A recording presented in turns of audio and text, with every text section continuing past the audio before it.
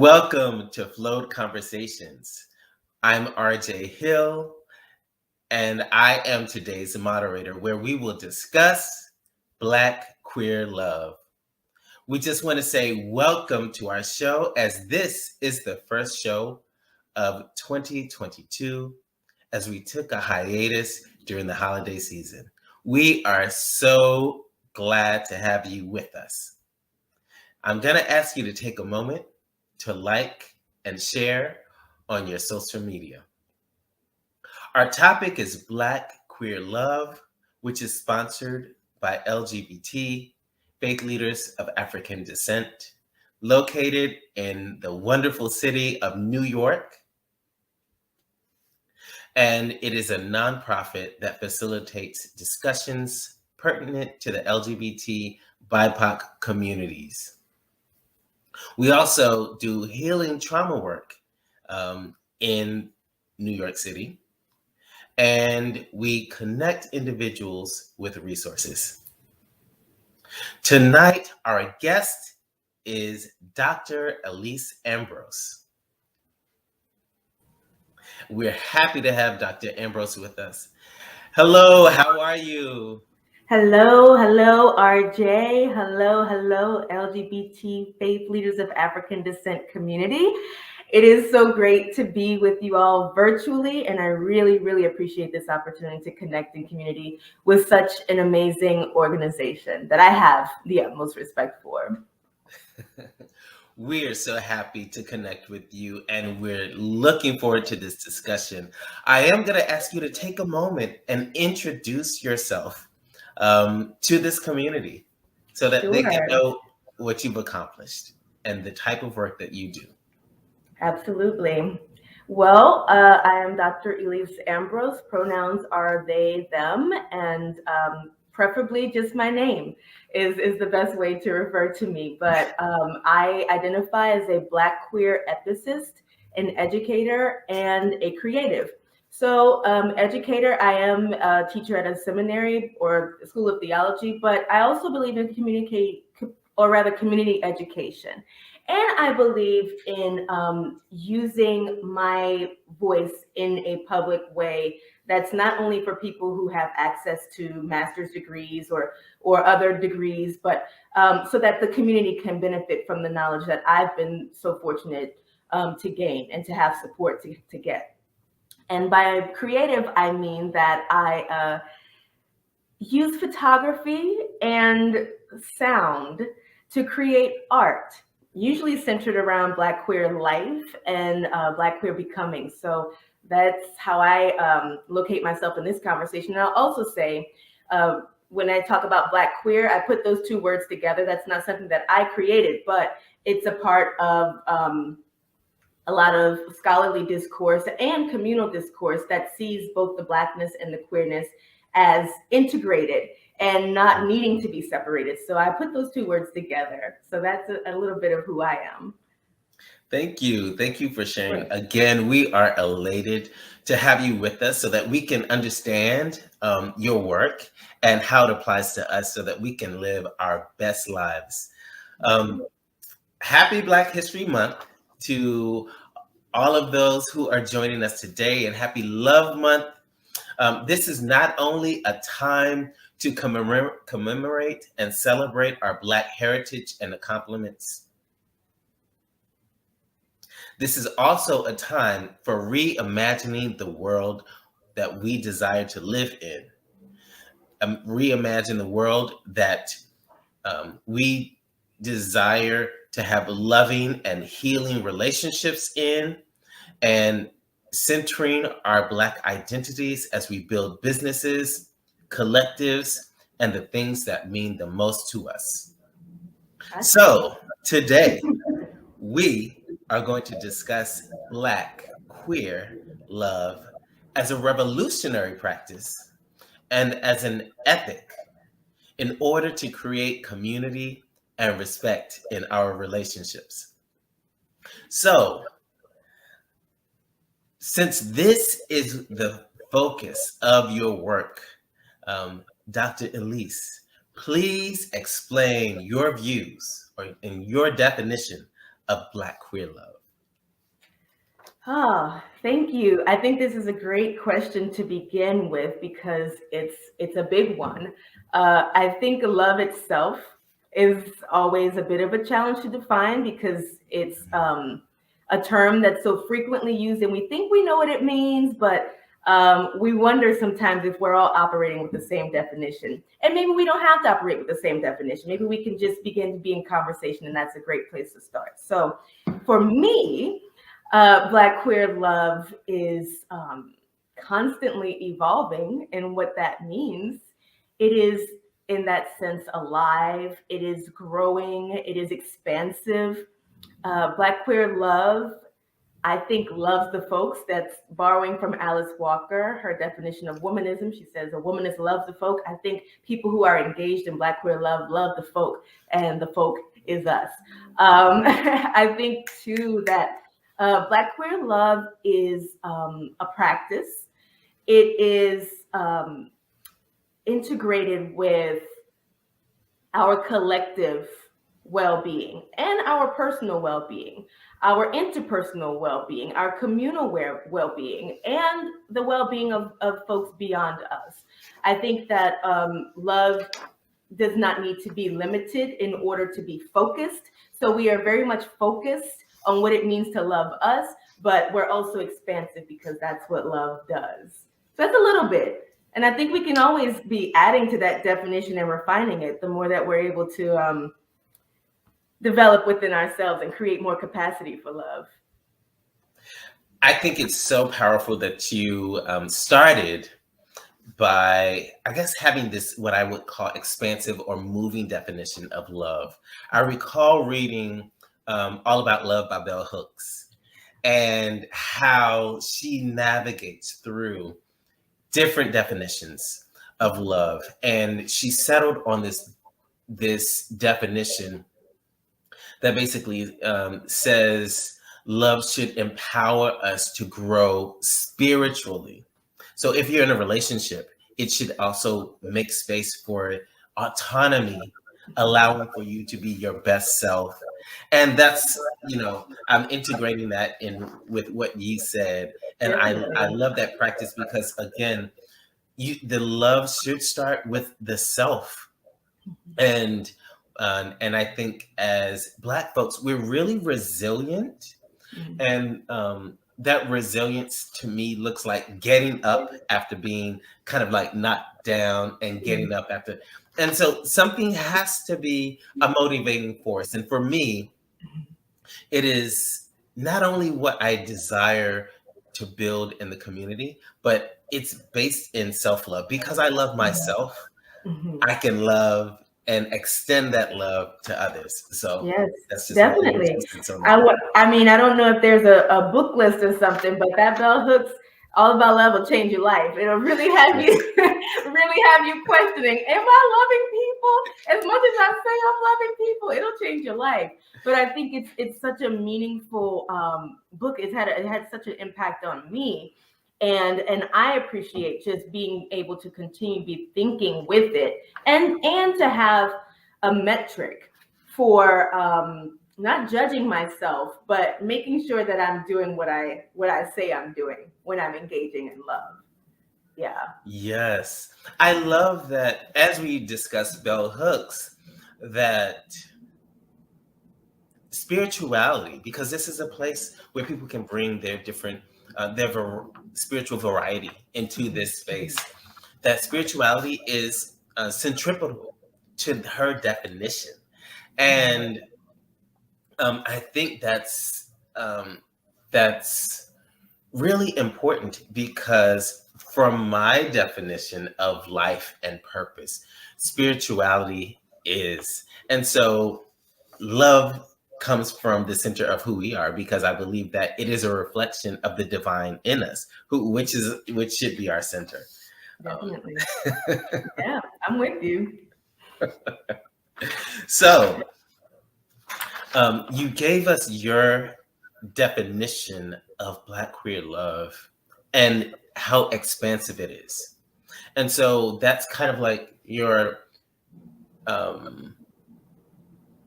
from a theoretical perspective, Mhm. what does it look like in and how it helped you form an ethic? Mhm. How did Black queer love help you form an ethic?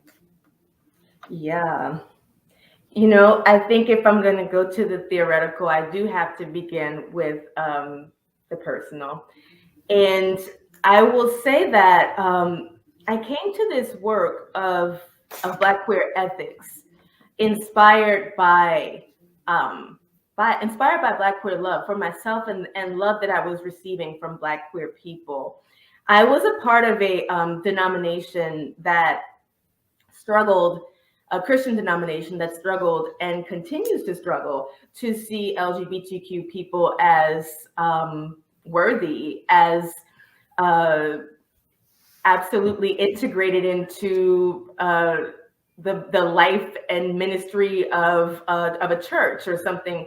They struggled mightily, and I think sometimes even dwelled in willful ignorance about the power of Black queer people, and queer people in general, shaping and pushing and loving people into the church.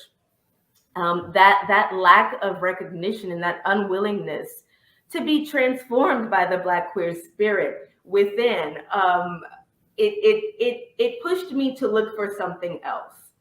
It pushed me to want to find a sexual ethic and a way of relating in community that wasn't so rooted in whiteness, that wasn't so rooted in disembodiment, this separating of the body from the mind, or the body from the spirit, and sort of putting the body in oppositional relationship to the spirit.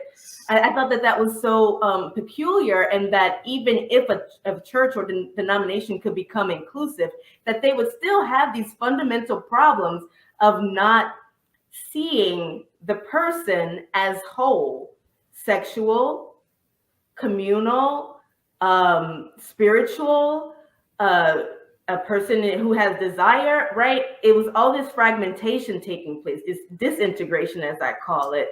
And I was looking for what would integration look like. And throughout my life, when I haven't had examples in my communities or what have you, if I haven't been able to find that, I look to books. And so it became really my dissertation project, this search for an integrative approach to sexual ethics, and a sexual ethics approach that honored my Black queerness. And so I'm informed by Black theology, by womanism, by various feminisms within Christian discourse that centers the experience of the person. So in many ways, this intervention is not a totally new one, because womanists have rooted themselves in Black women's experience. Black theology has rooted itself in Black experience in the United States. So we have a groundwork for what that looks like. But for me, it was just important to figure out, what does this look like? What does this look like, is where I was situating myself. So I looked to Black queer community, and I happened to be living not too far from Harlem at the time. So Harlem became a place of inspiration for me.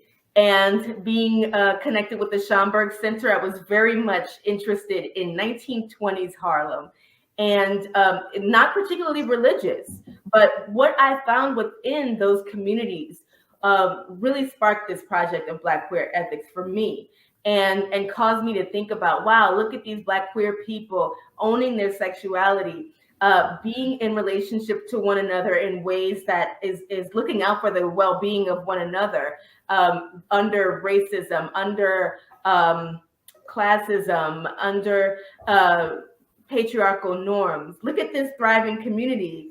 Mhm. And that was the point of inspiration for me to continue my search with Black queer ethics. But I would say also, two scholars deeply inspired me as well. They are Thalathia Nikki Young, who does Black queer ethics as it relates to family, and Jennifer Leaf, who explores queer ethics, to borrow from E. Patrick Johnson, like, your grandma, she'd say queer instead of queer.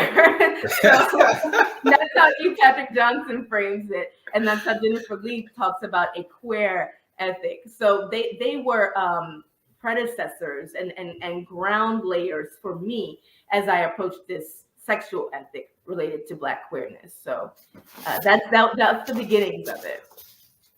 Awesome. Awesome. So as we talk about ethics and we talk about love, in your work, you discuss this term, justice love. Yeah. And I immediately thought of a few things when I think of justice and love. I grew up in the South, and I'm a Pentecostal boy. So I immediately thought of the canon, the Bible. And I'm interested in knowing what justice love means to you and its origins.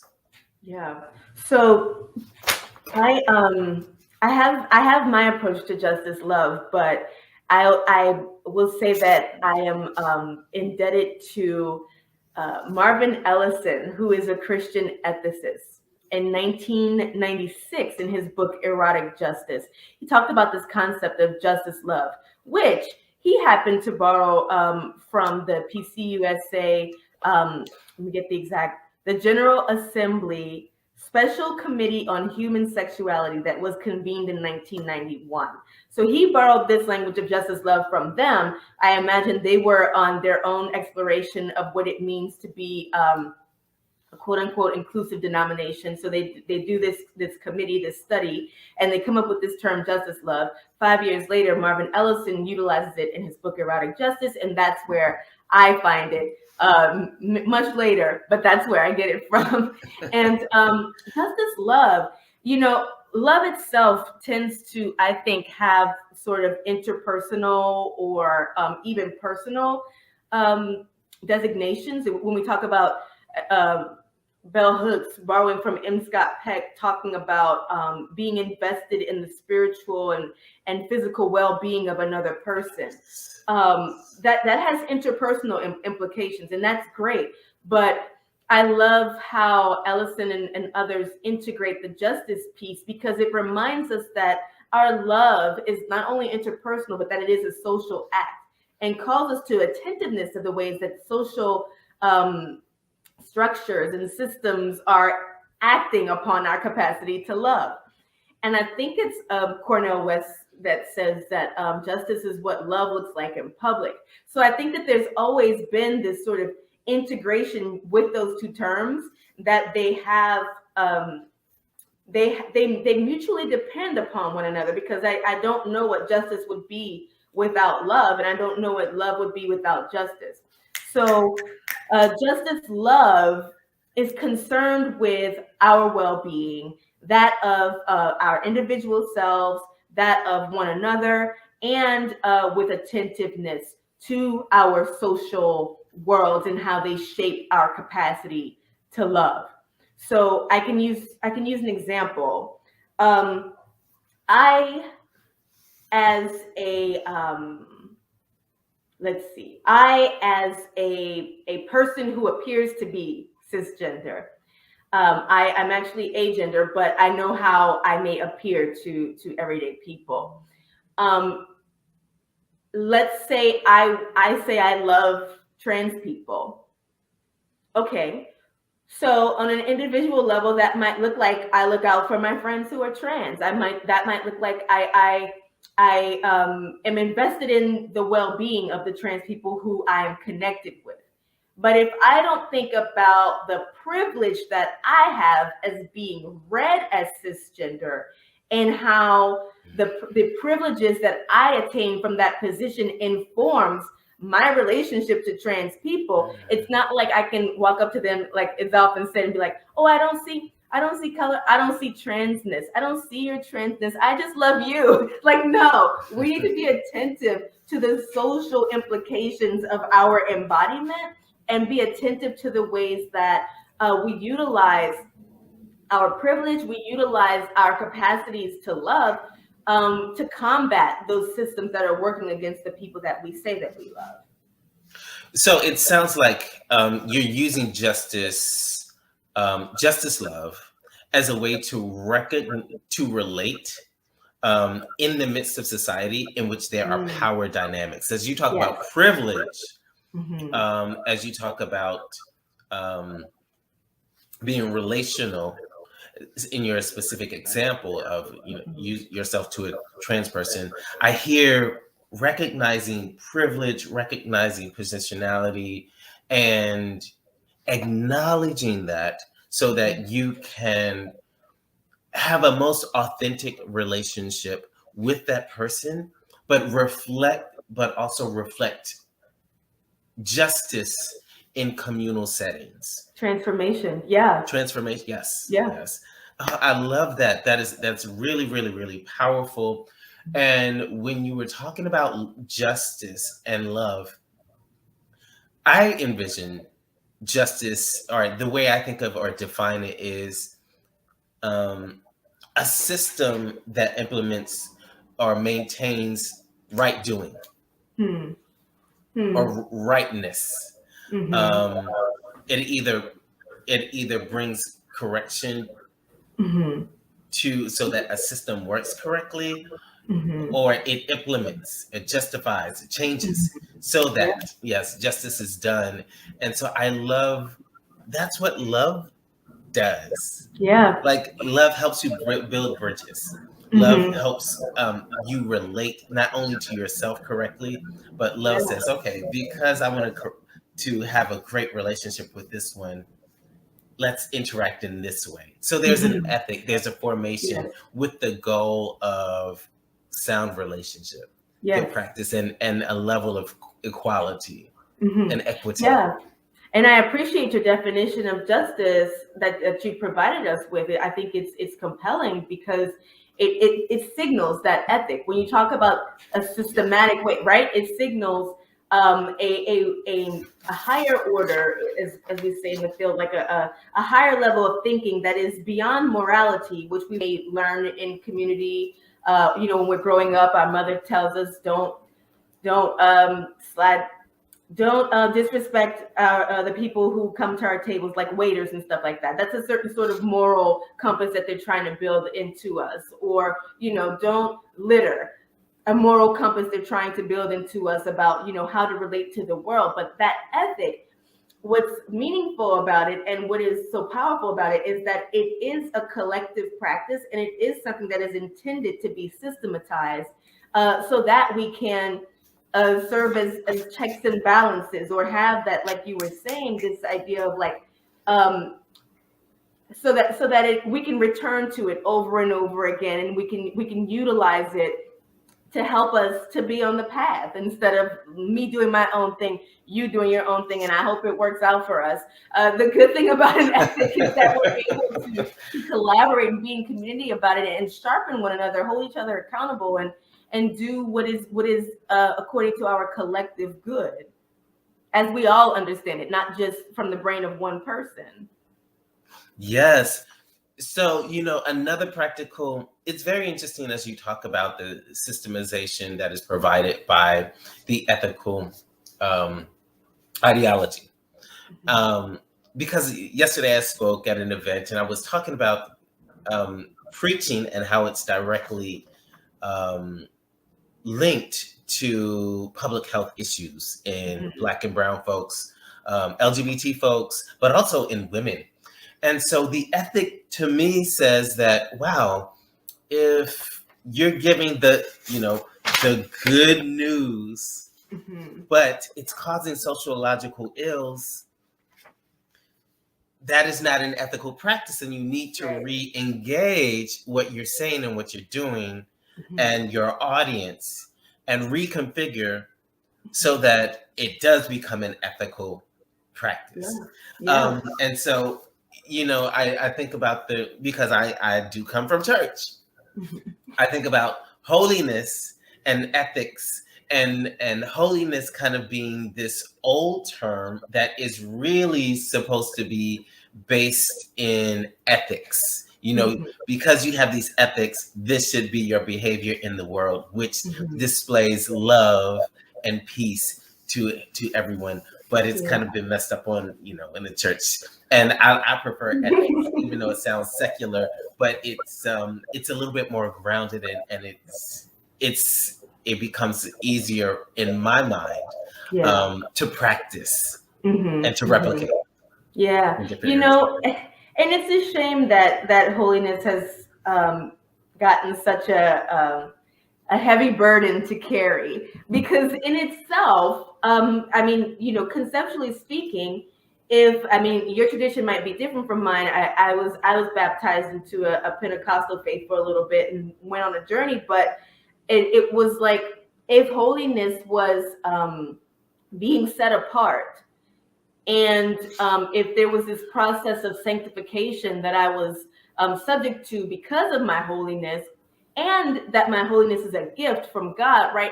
All those things are good. I don't see, but right, when we start to overburden that term with a rules based ethic, I think that's when we get lost. So, what is a Black queer ethic?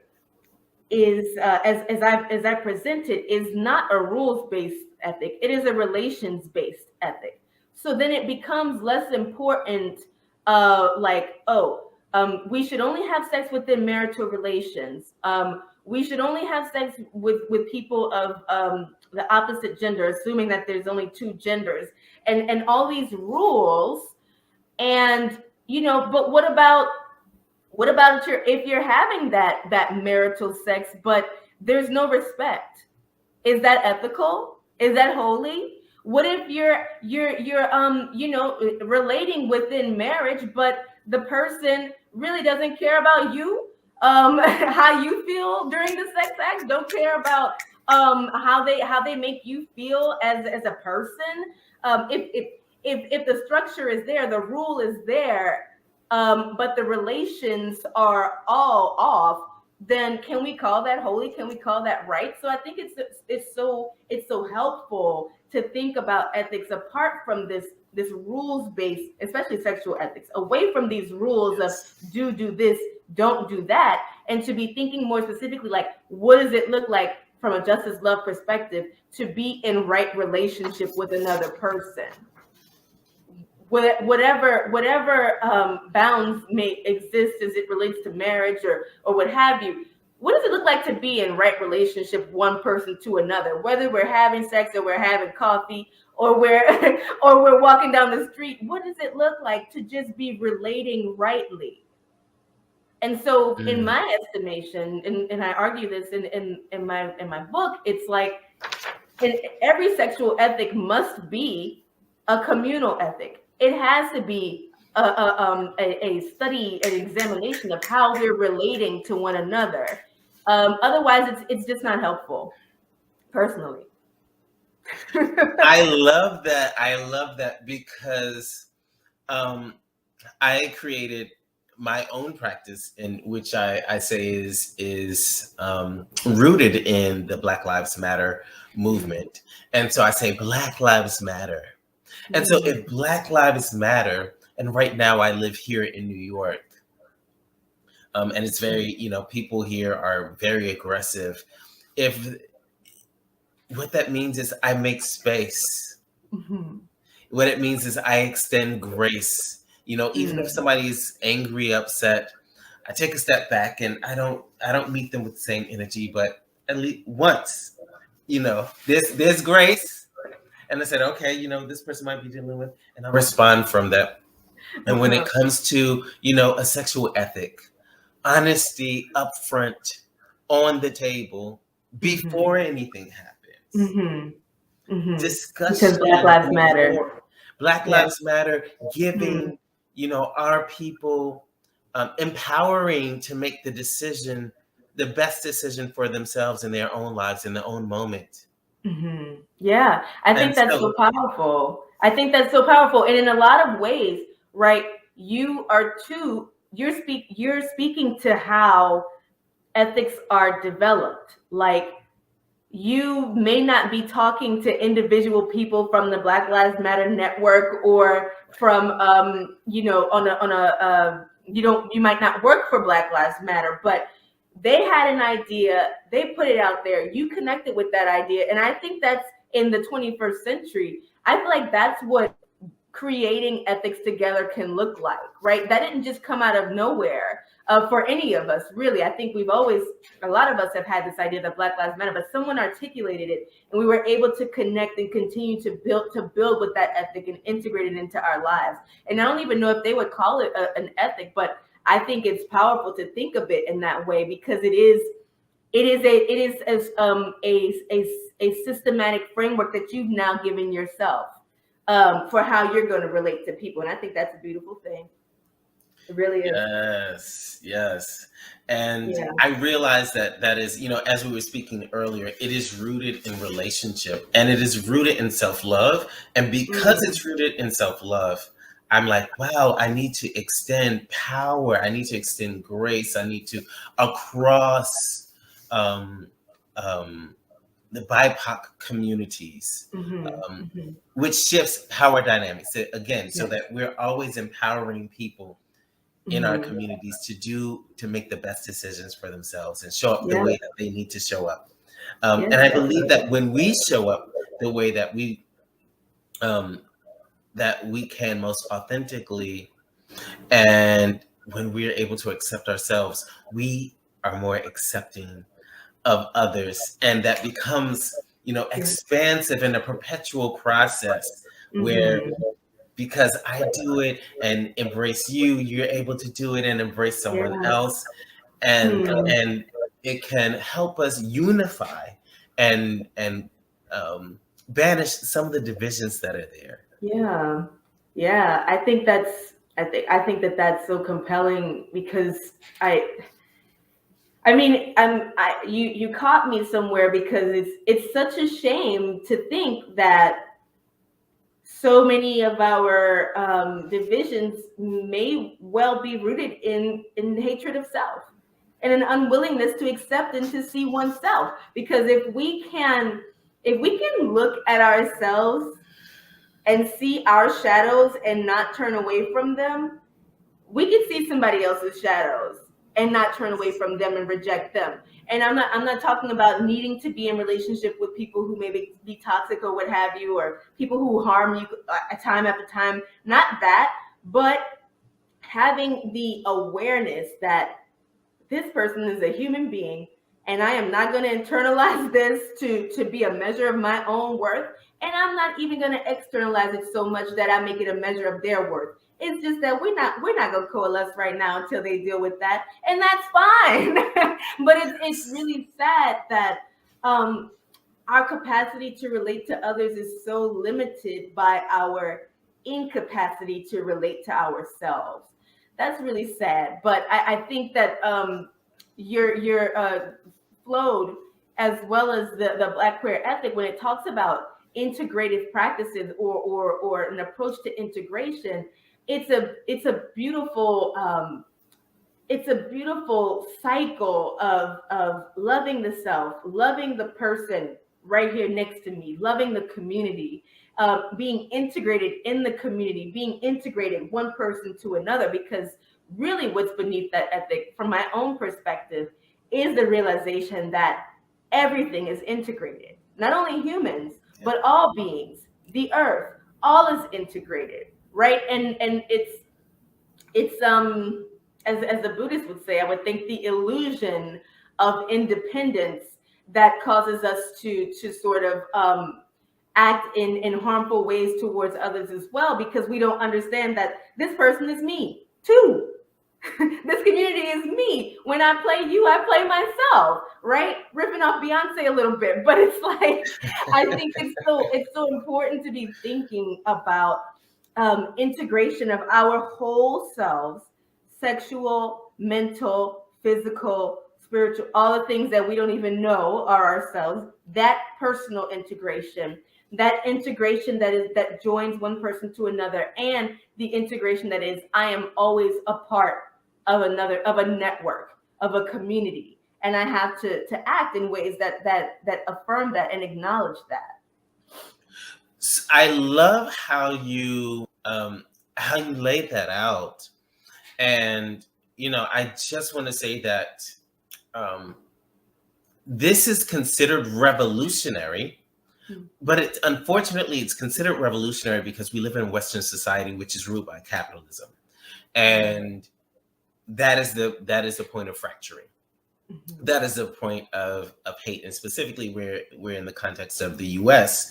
and we know all the systemic isms that devalue our humanity, that other, because we're talking about being in a relationship, that other, that does all of these things. So we're not in a vacuum. We're in society, and we're talking about building these relationships through a Black queer ethic.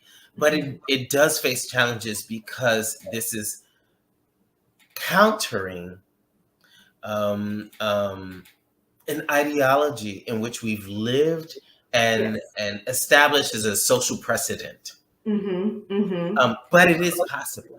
If we are intentional. And that's what I love about this. When you call it what it is, a Black queer ethic, I think you have to be intentional about the cogitation, but also the praxis. Yeah. And thinking about the ways that we've done it before. And it doesn't have to be perfect to have been an example, right? I think we're doing it right now, right? And I know that FLoAD does that work as they work with communities and are invested in the well-being of Black LGBTQIA plus people. I mean that is the practice of a Black queer ethic in one way or another. And I mean it's that sustained commitment that I think has the power to change this water that we swim in, that is that disintegrates us from another. It is definitely a continued practice. And I'll just reiterate again, it doesn't have to be a perfect practice, and we don't have to have perfect examples to have meaningful examples and to make a meaningful impact. We're humans. We're gonna mess it up. Right? But I think if we continue to revisit and continue to work and hold ourselves to what we believe to be the good for us collectively, then we can transform something. Yes. Ooh, I feel like I just need to breathe and inhale and exhale for just a moment. This is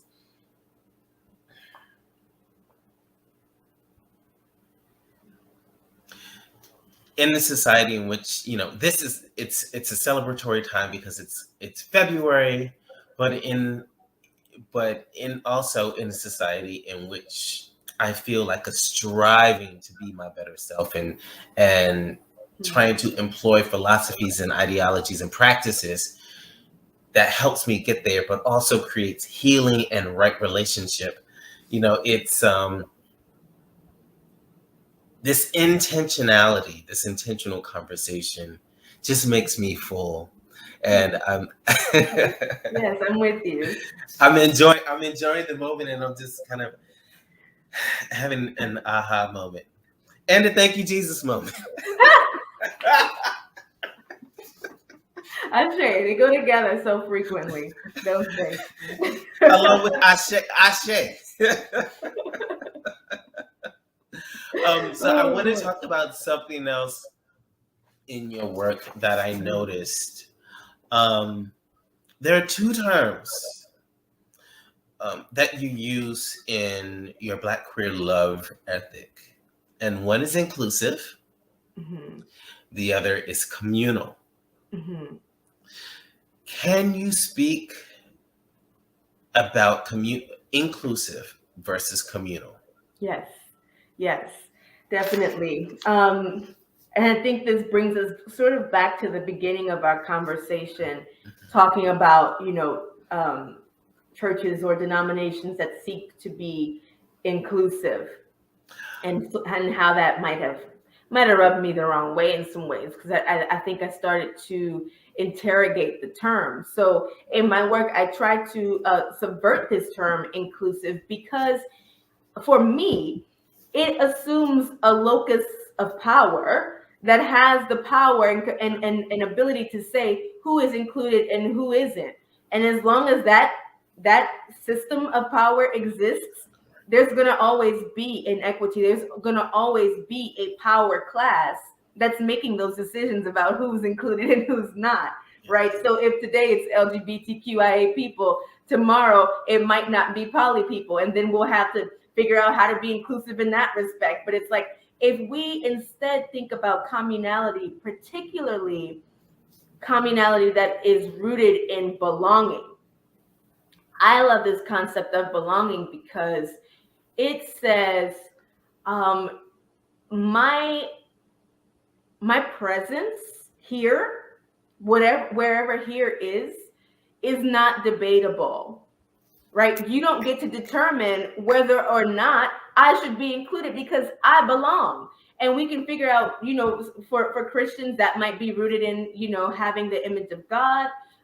So that the belonging is rooted there. Or for humanists, it may be rooted in just the fact that one is a human being of intrinsic worth, innate worth. So of course they belong, right? So, this speaks to the trans-religious aspect of this ethic, but that belonging for me is undebatable.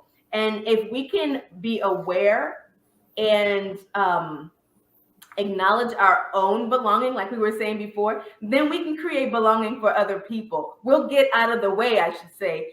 We'll get out of the way of other people's belonging, because that's really what's happening. You belong, I belong, and I decided that you don't.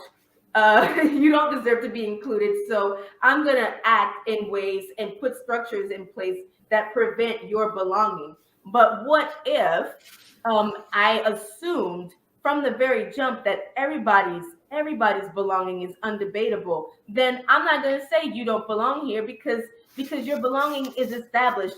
It's above me. It's above me.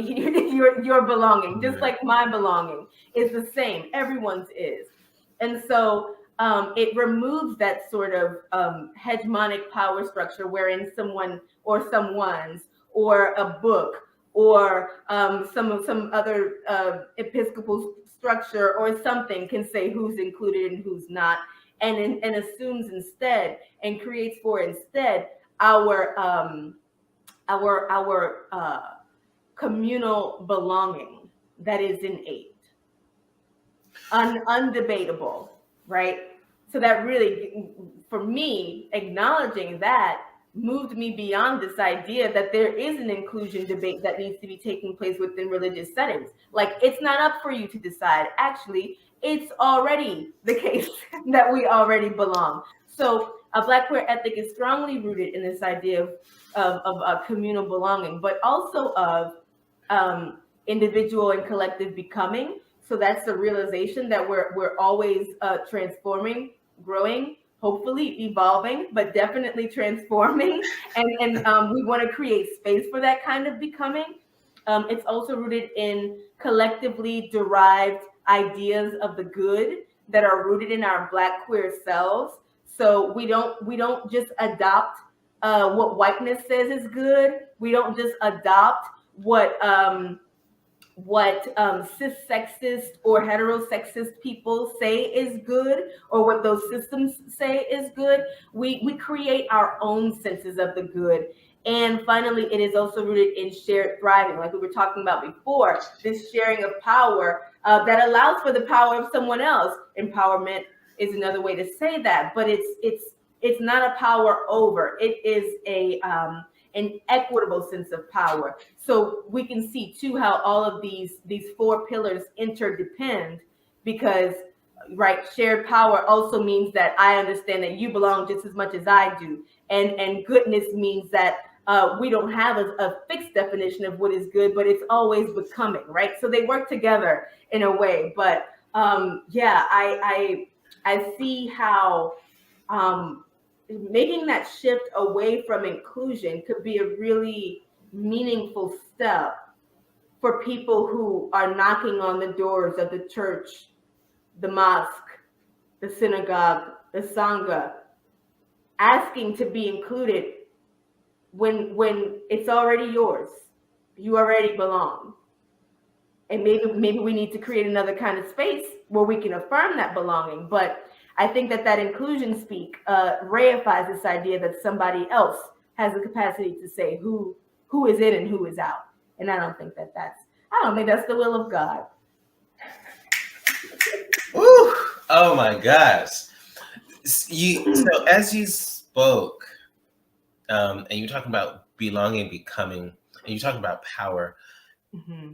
this to me was all rooted in the acknowledgement of value, intrinsic, and the attribution of intrinsic value for every single life.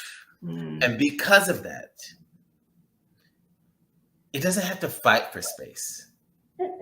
There is space that's allocated because we are all valuable beings. Mm-hmm. And so, going back to bell hooks, Mm-hmm. everybody has something to contribute.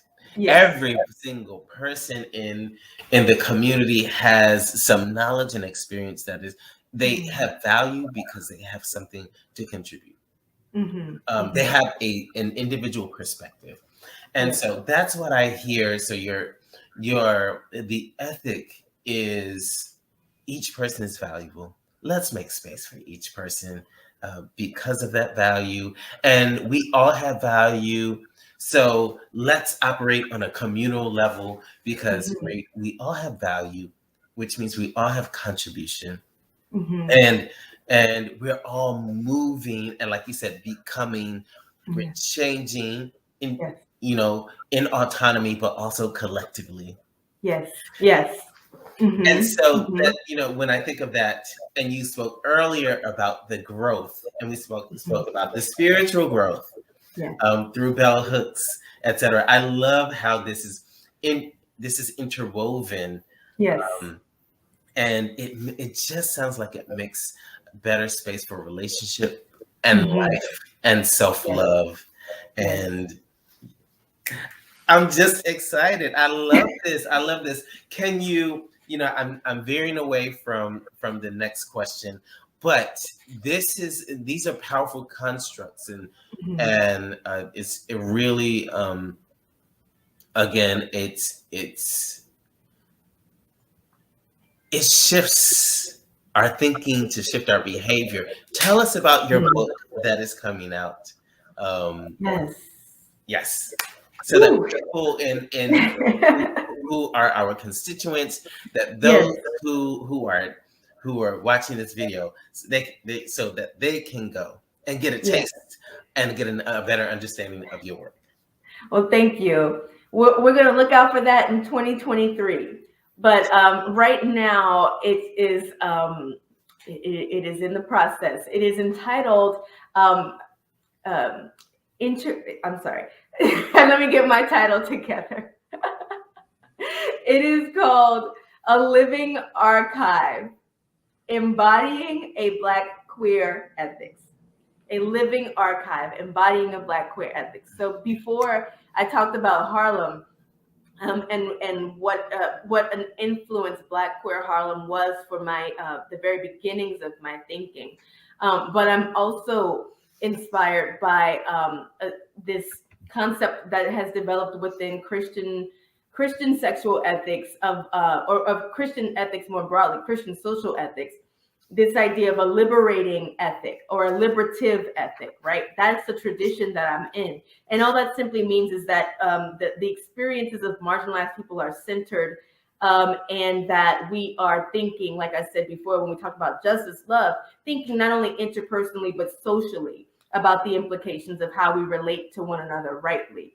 So I have in there some liberative Christian ethics. I have in there Black queer Harlem from the 1920s. I also have a really a genealogy that has meant so much to me of Black LGBTQ. We haven't identified trans voices within the scholarly discourse just yet, but I'm sure it's on the way. But lesbian, gay, bisexual, queer scholars who have been since 1993 talking about what is a Black queer theology, or what does it look like to include lesbians in womanist discourse? What does it look like to include people in the life in Black theologies, right? This is way back in 1993 to the present, right? And tracking those Black queer voices. And finally, this is where I integrate my art into this work. My photography and oral history interviews that I did with contemporary Black queer people who are living this ethic in one way or another, right? I draw from these three communities in the formulation of this Black queer ethic that I propose in the final chapter, that like I said, is rooted in communal belonging and individual and collective becoming, goodness and shared thriving, right? That's where we land to. All rooted in relations, all rooted in justice, love. And I'm so looking forward to getting that out to the public, rooting this ethic in Black queer lives. Pamela Lightsey, who wrote Our Lives Matter, has this womanist queer theology, and it's so powerful. And it's so great to integrate more voices, right? And to give us even more resources to be thinking about, how do we live Black queer ethics? How do we live Black queer love? I love that question. I love that.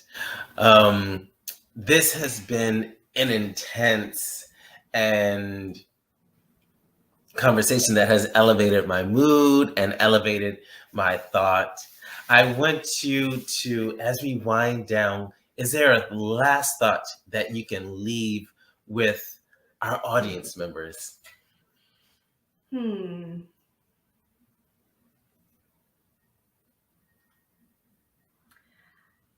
I would just encourage us to allow ourselves greater capacity to love and be loved. Allow ourselves greater capacity to love and be loved beyond how capitalism and heterosexism and cissexism and ableism, any number of nationalism, right, limits our love. Why don't we allow ourselves, invite one another to greater, more expansive capacities to love and be loved? And I think that's a great start for any wonderful transformation that's going to take place. That's what's at the core of it. So let the love expand, explode, and change this darn world. Yes. Well, that is a word for me, and that is a word for you, our audience. Feel free to join us. We thank you so much, Dr. Ambrose, for joining us today. I'm going to ask that our audience, that they bask and take time to kind of love themselves and love our community during Black History Month, but also beyond. And also make sure to continue to practice self-care. That's an act of love. Come and visit us next month at our next conversation. LGBT Faith Leaders is here for you, and we look forward to seeing you in the future. Good night.